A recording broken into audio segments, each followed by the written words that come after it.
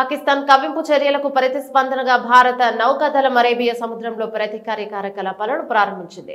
శుక్రవారం తెల్లవారుజామున పాకిస్తాన్ కు చెందిన పలు లక్ష్యాలపై ఈ చర్యలు చేపట్టినట్లు విశ్వసనీయ వర్గాలు వెల్లడించాయి. జమ్మూ కాశ్మీర్ తో పాటు రాజస్థాన్ లోని జైస్మలేర్ వంటి ప్రాంతాలపై పాకిస్తాన్ క్షిపణి డ్రోన్ దాడులకు విఫల యత్నం చేసిన నేపథ్యంలో ఈ పరిణామం చోటు చేసుకుంది. గురువారం జమ్మూ నగరంతో పాటు జమ్మూ కాశ్మీర్ లోని ఆర్ఎస్పురా, ఆనియా, సాంబా, హిరానగర్ వంటి పలు ప్రాంతాలపై పాకిస్తాన్ క్షిపణులు ప్రయోగించింది. అయితే భారత వాయు రక్షణ వ్యవస్థలు ఈ క్షిపణులన్నింటినీ విజయవంతంగా అడ్డగించి నిర్వీర్యం చేశాయి.